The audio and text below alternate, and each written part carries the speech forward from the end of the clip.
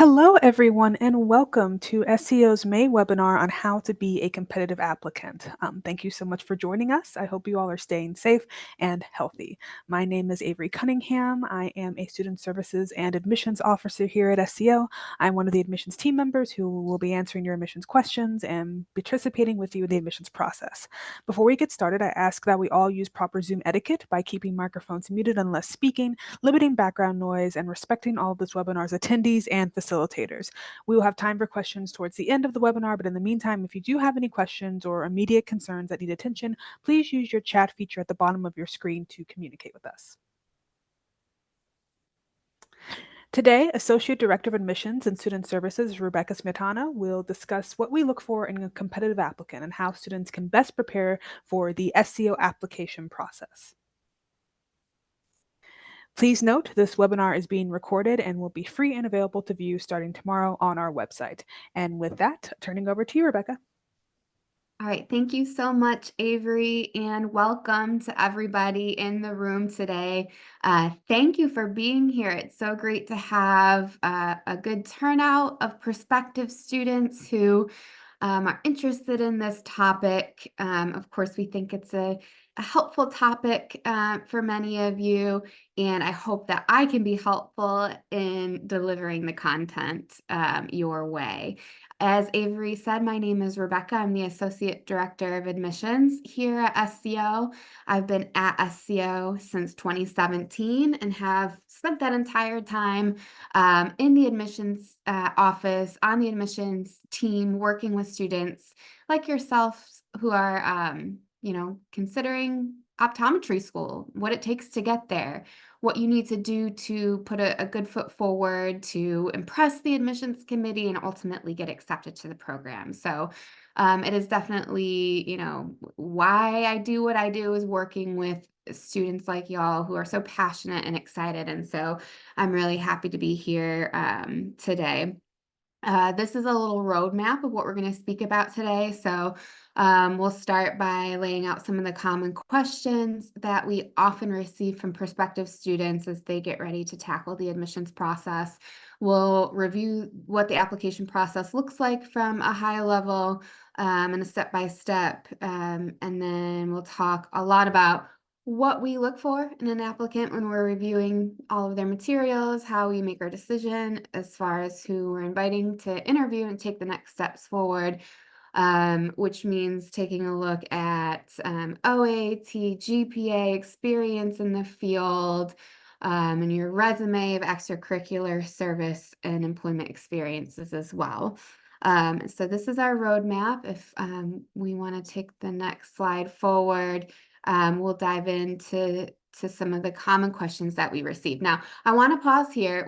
I'll review these common questions, but I also want to take an opportunity to ask you all to do a little bit of typing. So if you would head to the chat and just a couple quick things. When are you hoping to apply to optometry school? I'll be interested to know if anybody is getting ready to apply in this upcoming cycle or if you're planning for a few years out. So if you are up for sharing, head to the chat and let me know if you're applying now or in the future. And if you have any burning questions on your mind about the admissions process that you want to make sure we touch on today. So I'll give you a few minutes to do that while I review some of, again, our common questions. So we get phone calls from students every day. It seems like asking a lot of these questions. So what are we looking for first and foremost? How are we assessing an applicant's credentials?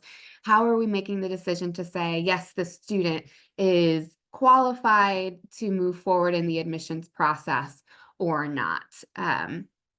What is more important, OAT or GPA? And so we get this question a lot. What are we looking for? Do we value the OAT or GPA more? What if I have a strong OAT and a low GPA or vice versa? What is your advice for me? And if I do have any areas in my resume or on my transcript that show maybe a little bit of a blip, maybe you failed a course or you made a low grade in a course, or maybe you didn't quite make the OAT score that you were hoping to, should you retake that class, retake the test, What kind of shadowing and experience do I need to be working toward? What is my goal in that regard? And then what do you look for in extracurricular activities? So these are questions we answer every day that I'm going to touch on as we go through the presentation. So I'm not seeing much in the chat, which is totally fine.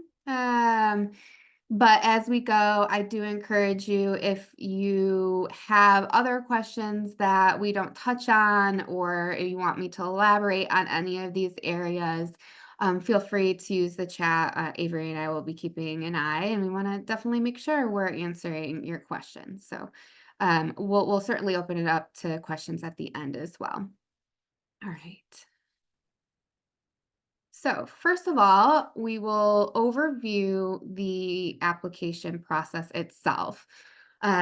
First of all, the application process, we often refer to the application cycle, um, will kick off for fall 2025 enrollment this summer. So, our application for fall 2025 enrollment will open on June 27th of this year. So it's a whole year in advance. And one thing you'll hear me say probably several times this afternoon is applying early is key and something we definitely recommend. So if you take one thing away from my presentation today, I hope it's that applying early can be super helpful and super important when it comes to the admissions process. So June 27th is when the cycle will open. It's usually around July 1st, give or take a few days. Many students decide that they want to take the OAT before the application opens, and that is totally fine and definitely makes a whole lot of sense from an admissions perspective. So, taking the couple of months before the application itself opens to focus on the OAT, study and prepare, and to take the test so that when the application opens, you don't have to worry about the OAT. You already have that score ready to go and ready to submit. Now, you don't have to take the test before the application cycle opens. And in fact, you can submit your application without having an OAT score. But an OAT score, or rather an admissions test score, we'll talk about other admissions tests in a few minutes, is a required part of the application. So you can get your application started. We'll put you in the queue for review, give you a little bit of feedback, but we ultimately can't offer you an invitation to interview until we have your test scores. So just be keeping that in mind. The application is a couple of steps. So first of all, we receive applications through centralized application system called OptomCAS. And as an applicant, you will submit the bulk of your materials to OptomCAS, and then you'll identify the schools that you're applying to that you want to be able to receive the information that you're submitting. And OptomCAS will send the information to each of the schools you selected. So it makes it a little bit easier. On OptomCAS is where you will submit your official transcripts. You will also in OptomCAS have to enter yourself all of your coursework that you took at a higher education level. So all of the courses you took at any institution, you'll have to add those courses and then send the associated transcripts. So if you took a summer class at a school that's not your primary institution, or if you took dual enrollment classes before you even graduated high school, but you got credit in a college setting, then you need to put those courses into your OptomCAS application, and you need to send original transcripts. So you can't just rely on your primary institution to have courses that you transferred in. Every institution that you attended, you'll need to have submit a transcript to OptomCAS. You'll also need to have 2 letters of reference submitted. So we require a letter from a doctor of optometry, an OD that you've worked with or shadowed that you're not related to. And we also ask for a letter from either a pre-health advisor if you work with one at your undergraduate institution, or if you don't work with a pre-health advisor, then you can have that letter come from a science professor, preferably biology, chemistry, or physics professor. and those you will request through OptomCast. So you go into OptomCast, you put your reference contact information, and that system will shoot out the instructions to those people, and they will log into OptomCast to submit their references there. We ask for a personal statement that you'll submit to OptomCast. And then we also ask for you to put in all sorts of information, anything that you think is pertinent as far as your extracurricular activities, shadowing experiences, work experiences, and it doesn't necessarily have to be pertinent to optometry, but anything that you did at an undergraduate level or in gap years or anything really post high school tells something about you to us. It says, what your interests are, how much you've had to balance, obligations that you've had. So all of that information you can put into OptomCast.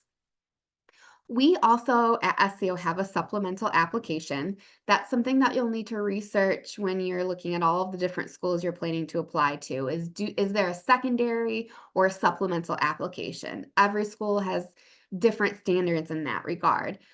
We have a supplemental application. It is on our website. So you go to sco.edu/apply, and that'll instruct you on how to create an account in our system and submit your supplemental application.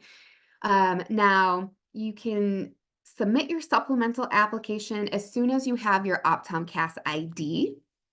You do not need to have submitted OptomCast in order to submit your supplemental application. So my advice is start your OptomCast application, then open up your supplemental application and submit that right away. Our supplemental application is very brief. It's only a few demographic questions. It takes maybe 5 to 10 minutes. We do have a $50 application fee, but that's what gets you into our system. That's what initiates our creation of what we call your admissions file, and that's when we start reaching out and communicating with you. We'll review what you have in OptomCast at that point, but we understand you might need to take a little bit more time to finish the more intensive parts of the application. So you can submit your supplemental application as soon as you have your OptomCast ID. Your application, your file is not considered complete until we have all of these items that you see listed on the screen. And then once your file is considered complete, we will be able to make a decision on whether you are eligible for an interview. And so we will either send you your interview invitation if you are qualified. If there are areas of improvement that we would like to see you work on before inviting you for an interview or moving you forward for next steps, we would provide you with that information. We would be emailing with you. And you have the duration of the application cycle, so until our application deadline, to make any improvements, to enhance your file, to add things to your application. And with any new addition, you can be keeping in touch with us, and we can reevaluate your file until we're ready to invite you for that interview. So we do rolling admission, which means we start looking at applications right away, and we start inviting candidates to interview pretty quickly too. And the vast majority of our applicants will interview on campus. Excuse me. Sorry about that. We have a limited number of virtual interview sessions, but they are very limited in nature. So we reserve those for applicants who live at least 1,500 miles away is our general standard. So we're really offering that or holding those opportunities to students who are on the West Coast or in Canada even. So most students, again, will interview on campus. Okay, next slide. Okay, so what you see here is a profile of our entering class. These are the students who began the program this past fall 2023. So this gives you a snapshot and is a good jumping off point for the rest of our conversation, where we're going to break down some of these statistics. So we at SEO every year have a goal of entering 136 students. So that's generally what we aim to do. We receive anywhere in the range of like 650 to 800 applications each year is what we see on average. So you see for this last entering class, 674 applications. So it is competitive. We do have high admission standards. We want to make sure we're admitting students who are academically well prepared, and have the professional communication skills that will lend to success in the program and ultimately in the profession. So it is competitive. However, this number can be scary. It can be intimidating. And when I say we might get as many as 800 applications, again, that's scary. You have to keep in mind that applicants are able to submit more than one application. So you might already be considering, how many schools do I want to apply to? And I think the average is still around 4 applications or schools per applicant. Or sometimes it's 3 to 4, sometimes it's 4 to 5, depending on the year. So these are not 674 unique individuals, applicants, and who, if they didn't get into that 134, aren't going to optometry school. Many of these students are going elsewhere.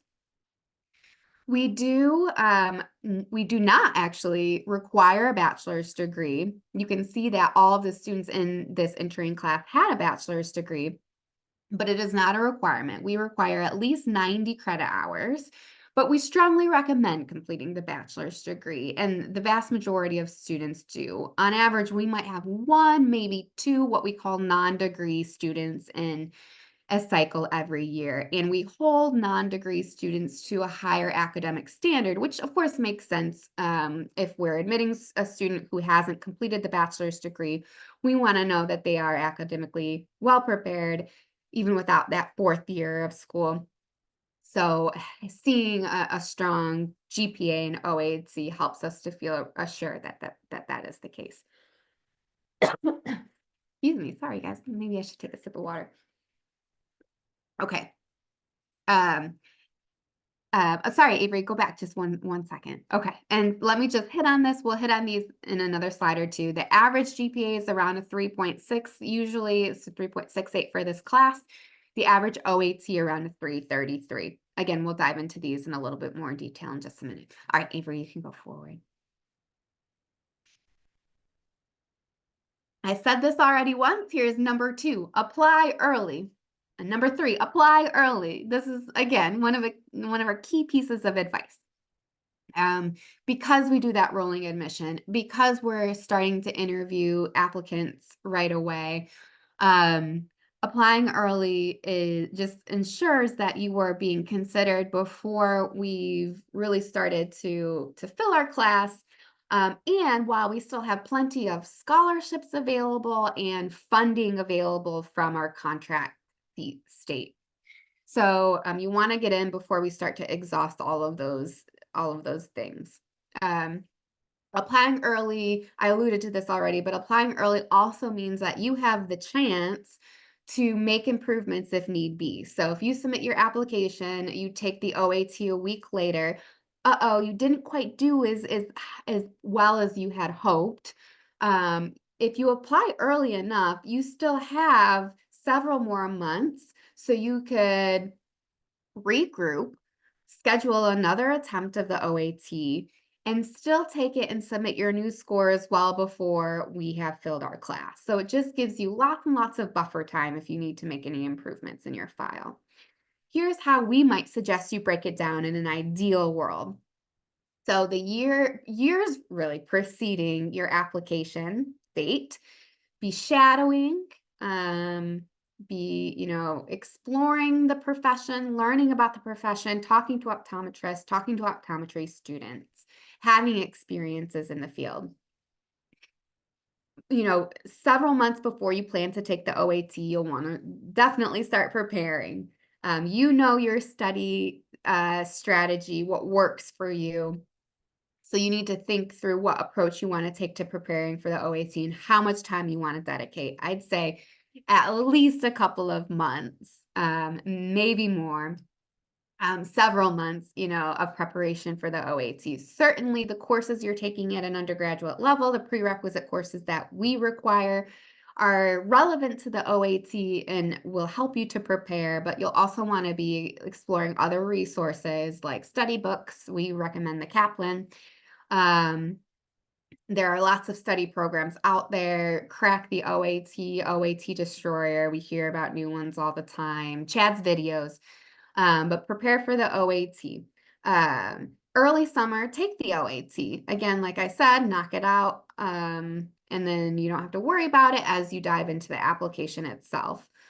Also, think about contacting your references. Who are you going to be reaching out to? Give them a heads up. Prepare your resume to provide to your references, and just have those conversations early so they're not surprised, and maybe they can even start working on their letters so that they don't hold you up when it comes time to actually submit your application. I should say, though, just to be 100% clear, you don't actually need to have your recommendation letter submitted in order for us to invite you for an interview and in order for you to submit your application, but they at least need to be requested. However, of course, having your recommendation letters on file is very helpful when we're reviewing your application. So be thinking about who you want to contact and actually make those contacts early summer. Then mid to late summer, work on your AppTomcast application and your supplemental application. So that late summer, early fall, your application is completed, it's verified, it's reviewed and audited, and everything is good to go. And you can be navigating then the interview process rather through the fall, making your decision. And then in theory, you've decided where you want to go to optometry school, but by the end of fall, and you can spend the next, start to the new year and your spring term just enjoying and relaxing and getting excited for where you're ultimately going to be moving in theory, and beginning optometry school.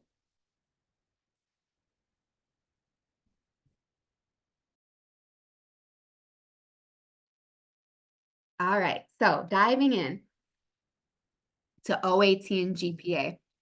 When we're looking for, when we're looking at an application, I always like to kind of put it into to three different key buckets of things or of credentials that we're evaluating. Number one is academic credentials. Of course, we're an academic program, a rigorous doctorate level professional degree. So we want to ensure that we are looking and seeking and attracting and ultimately enrolling applicants who are well suited for that rigor, who are prepared to succeed. So what we're looking at is GPA. We calculate a cumulative GPA, which would include all of the classes you've taken at an undergraduate level. We also calculate a prerequisite GPA, which naturally includes all the courses that we're counting toward your prerequisites. So we'll look at those two statistics. We're not just going to leave it at that, though. We're going to look at your transcript. We're going to look at how you did semester to semester, year to year. We'll look at your course load. So did this applicant kind of cruise along with the minimum with 12 credits each semester? Or did they challenge themselves and take 16, 17, 18 credits in a semester or two, or most of their semesters? So those are the kinds of things we're looking at the same time. We'll look for patterns when it comes to withdrawals or low grades, and try to get a sense or a picture of who this person is as a student as best as we can. When it comes to GPA, we don't have a hard set minimum. Generally, we say that at least a 3.0 or above is competitive. We have admitted students who have had GPAs who are slightly below a 3.0. Usually in that case, they maybe had struggled early on in their academic career, and maybe they took some time off, or maybe by the end of the 4 years they spent as an undergraduate student, they made big improvements, but just didn't have enough time to raise their GPA. But by the end, they were making A's and B's in their hard science classes, or took some time off, came back and made strong grades, and they have a strong test score to pair with that. Minimally, you have to pass your prerequisite courses. It is okay if you don't have all A's or all A's and B's.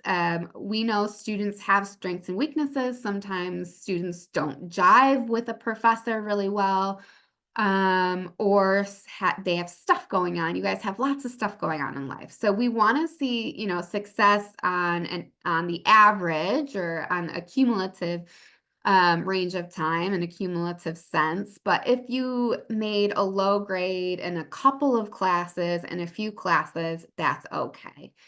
The most important thing is, if it's a prerequisite course, did you learn the material? Will you be able to pull from your knowledge in that class to perform in the OAT if it's relevant to the OAT, or when you're in the optometry program, when you're taking classes that pull from that course topic as a prerequisite? So we want to know that, or you want to think and reflect on, did you learn the material? If you think that you did, it may not be necessary to repeat the course as long as you passed it. If you don't think that you learned the material, then you might consider retaking the class. Also, if your GPA cumulatively is closer to the 3.0 mark, or maybe below a 3.0, that's when we might recommend that you retake some classes. In that case, I'd say reach out to our team. Let our team, we'll talk it over with you. We'll even review your transcripts and let you know how we feel or what we might recommend. Um, and I'm seeing some questions pop into the chat. So when I'm done with this screen, I'll take a pause and we can look at those real quick. Those are my comments about GPA.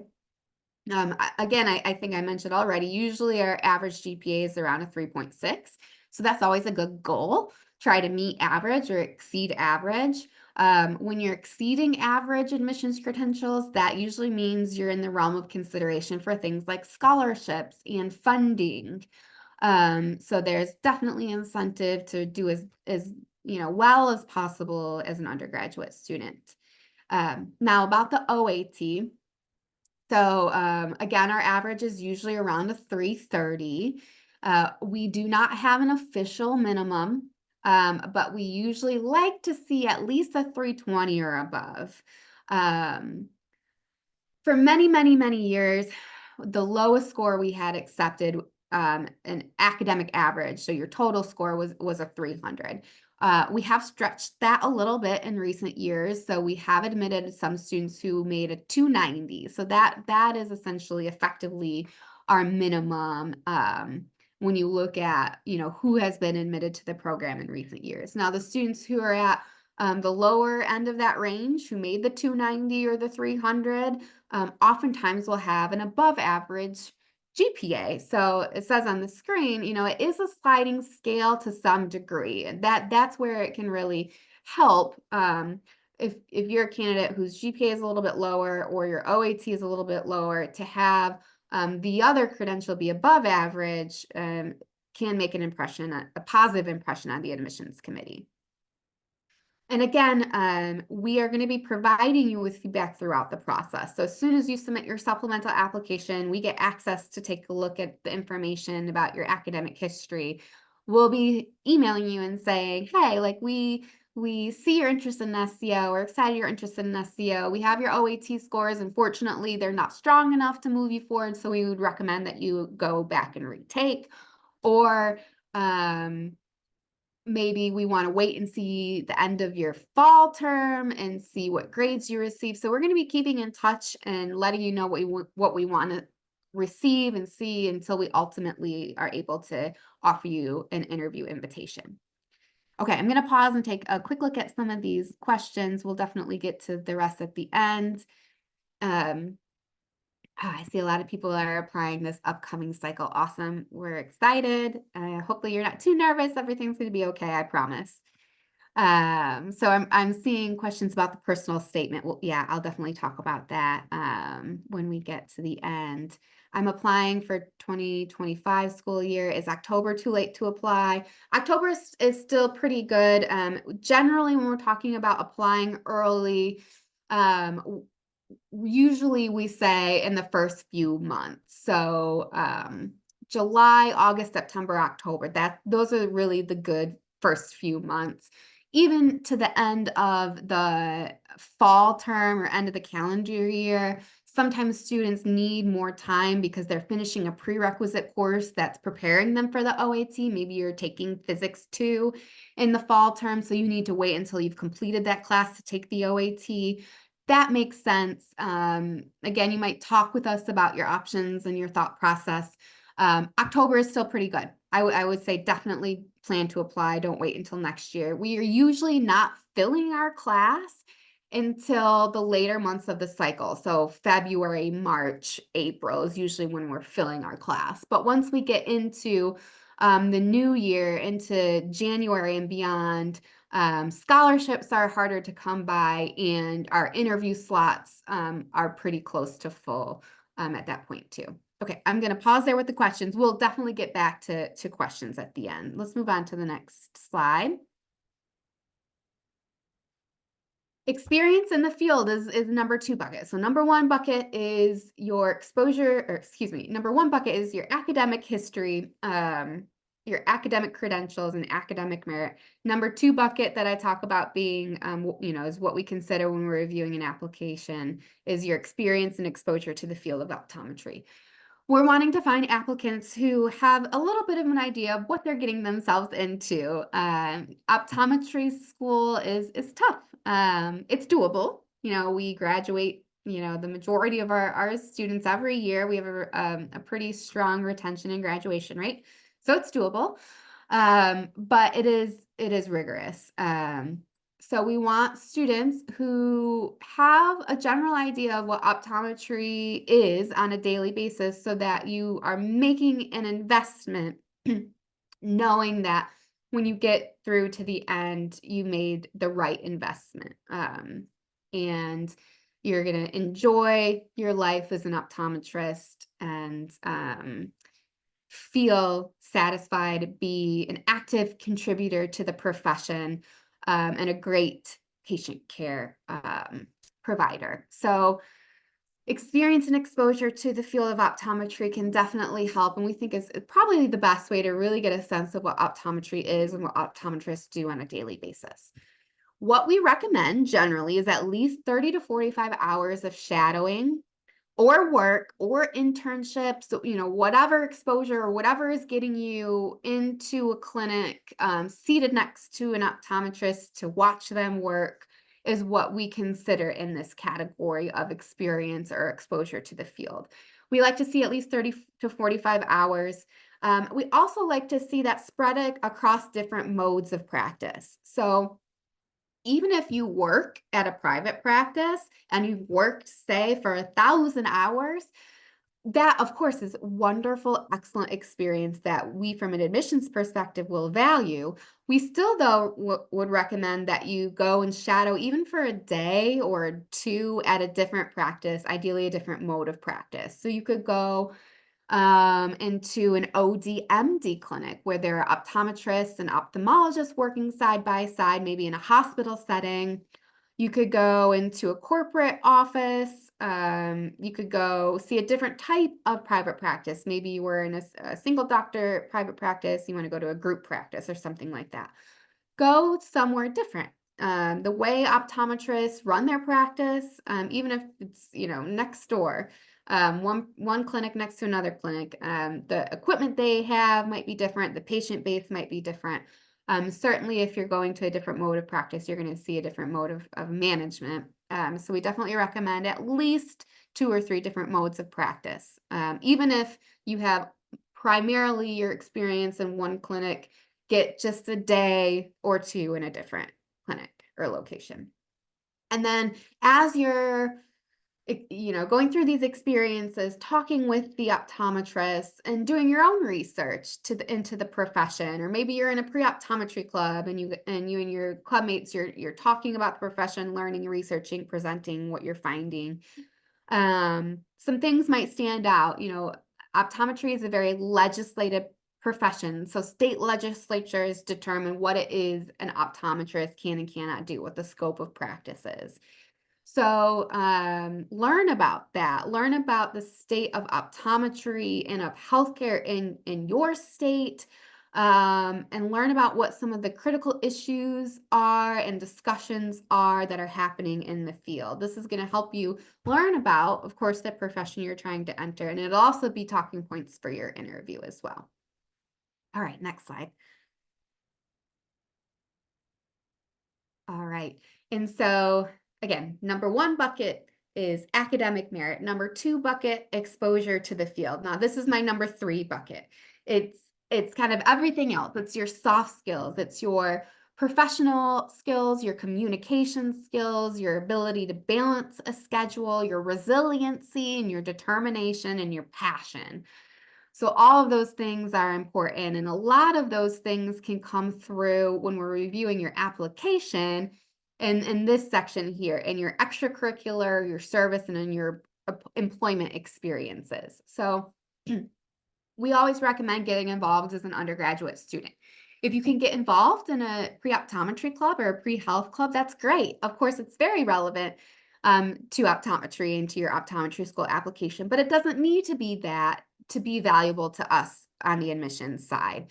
You could be involved in, a rugby team, in a church community, in Lions Club. Maybe you studied abroad. All of these things, these activities that you're engaging in help to show to us as an admissions officer that you have passions and you pursue your passions and you spend time and energy dedicating yourself to your passions, that you are practicing communication skills. You're working with others. Hopefully, you're taking leadership roles and learning leadership skills, that you can balance a schedule if you're having to take, 15, 16 credits, but you're also vice president of pre-health club or Spanish club or what have you. It shows us that you can balance the schedule.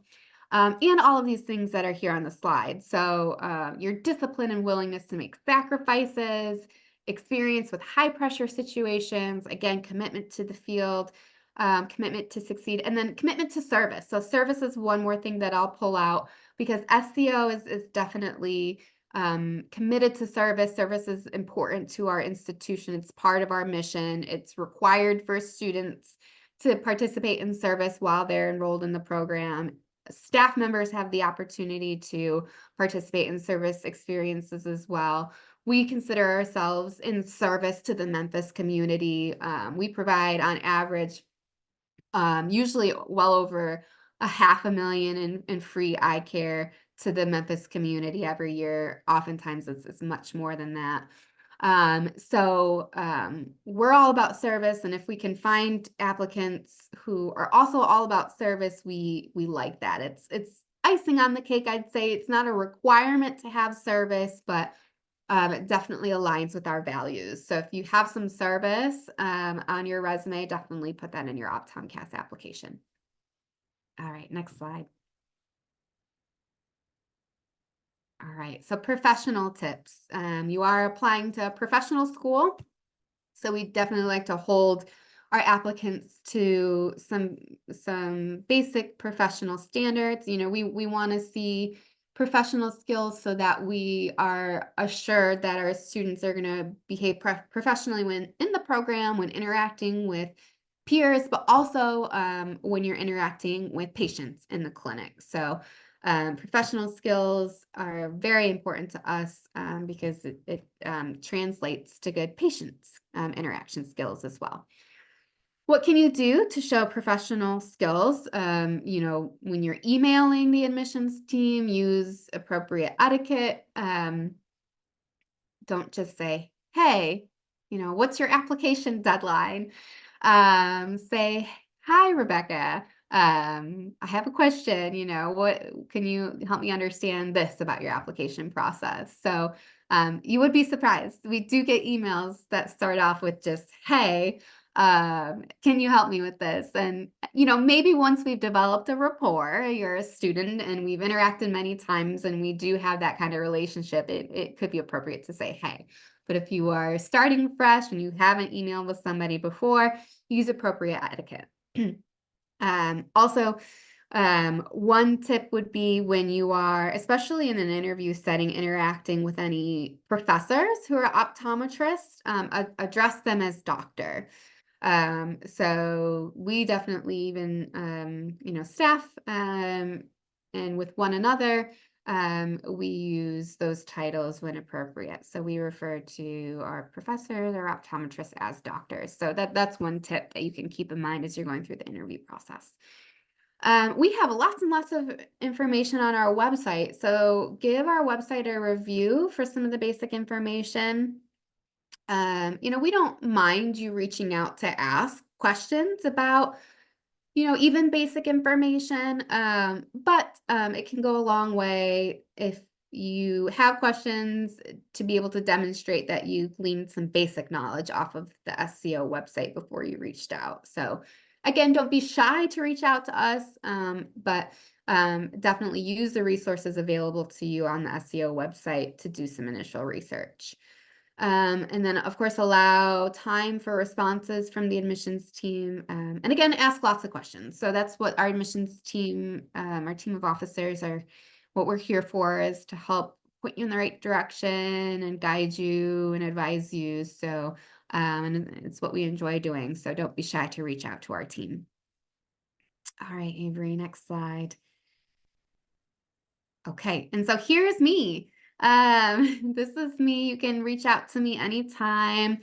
I imagine most of you are already in our prospective student database, and it's probably how you heard about the webinars is because you received an email from us.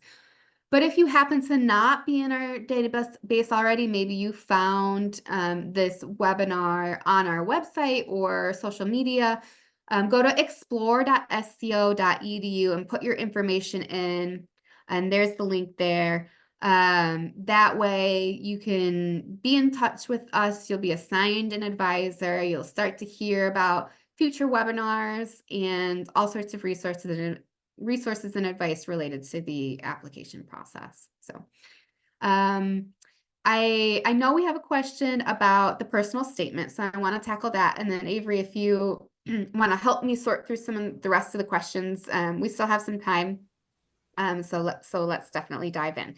So the personal statement. The personal statement is really a tool for you to share about yourself, in a way that you're not repeating information that we can see in your application. So you don't really need to talk about your GPA or what have you. We can see that. We really want to get to know you and a little bit of your story, your journey about what led you to this point. So how did you find your way to optometry?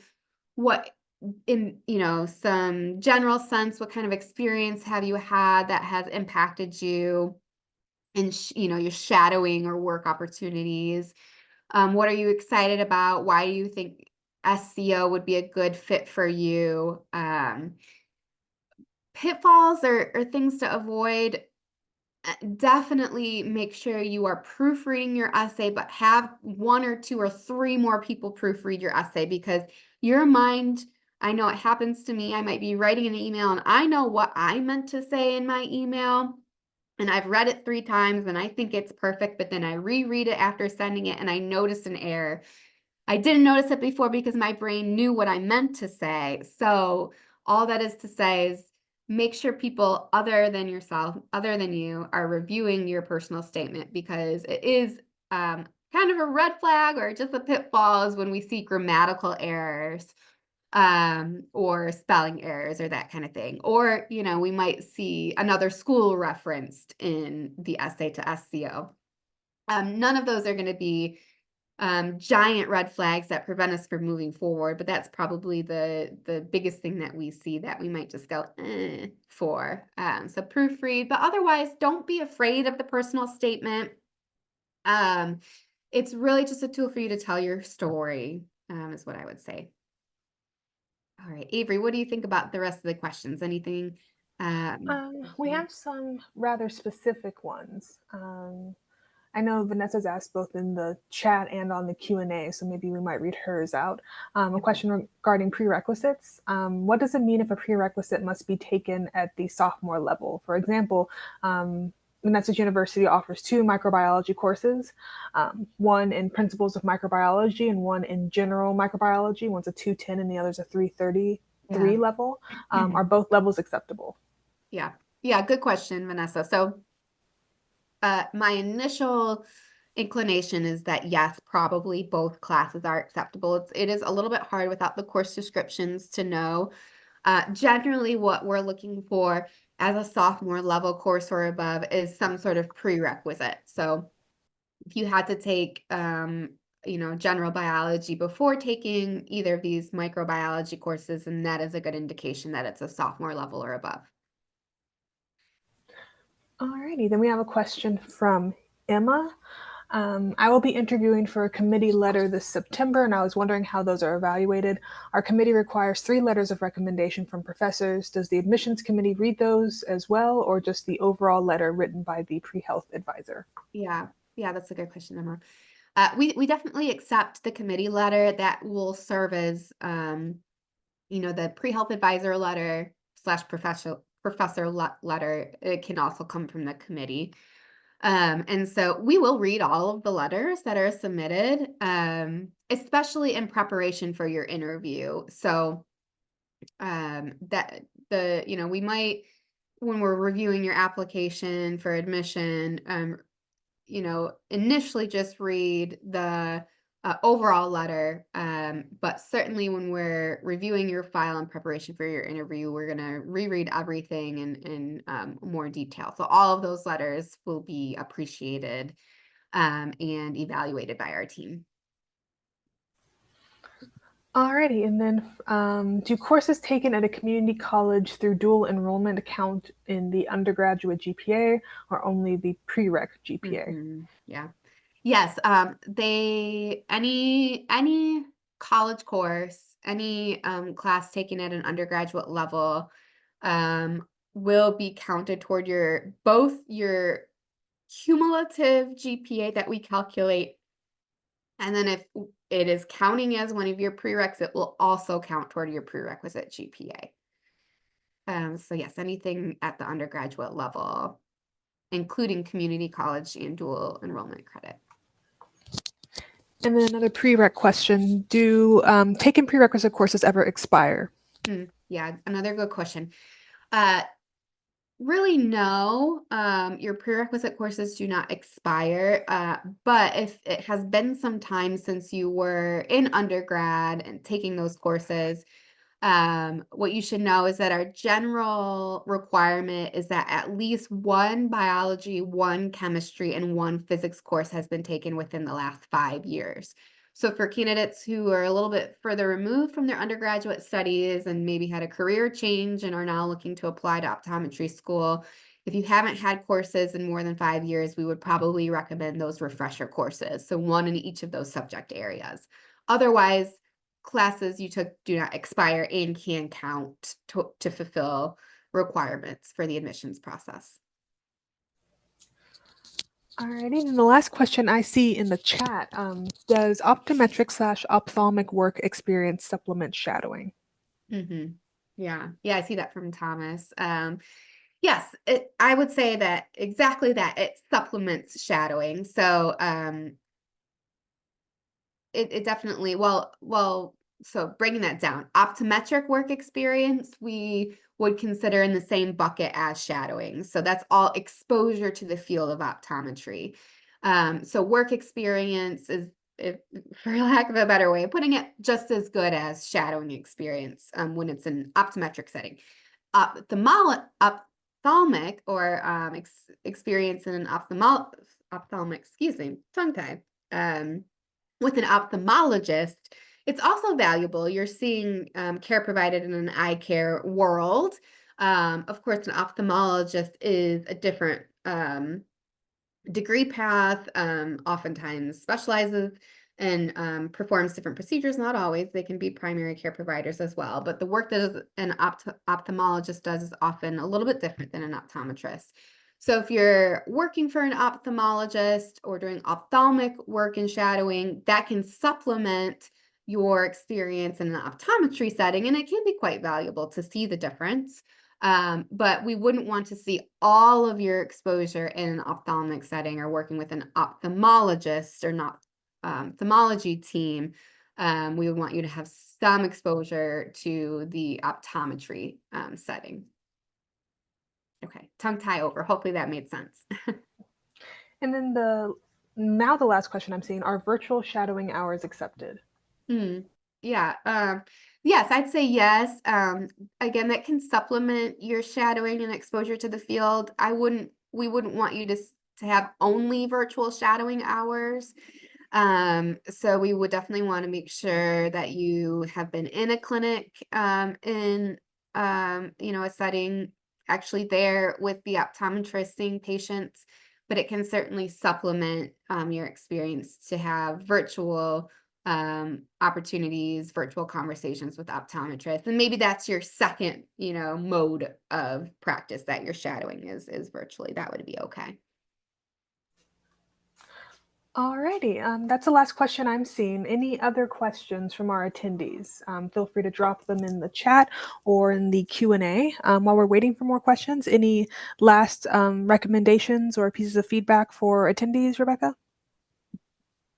Just thank you for being here. I would say my last piece of advice would be to really dive into our website and explore the resources we have there. We have a lot of information about admission standards and requirements, but we also have a lot of information about SEO and Memphis and student perspectives represented on our website as well. So we have a really great student life blog.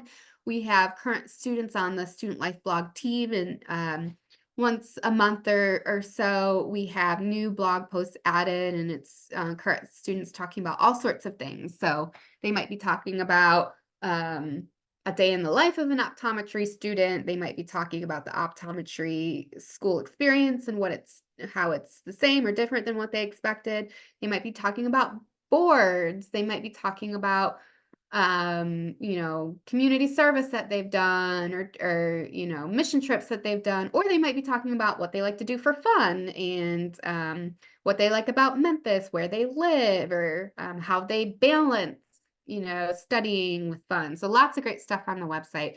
And then my last piece of advice would be to consider going out and visiting the schools you're thinking about applying to. We love to have visitors to SCO. If you want to come for a tour, Avery will actually help set you up to see campus, go on a tour with one of our current students, and then you'd meet with an admissions officer as well. So we definitely would welcome you to come out here to Memphis to check us out.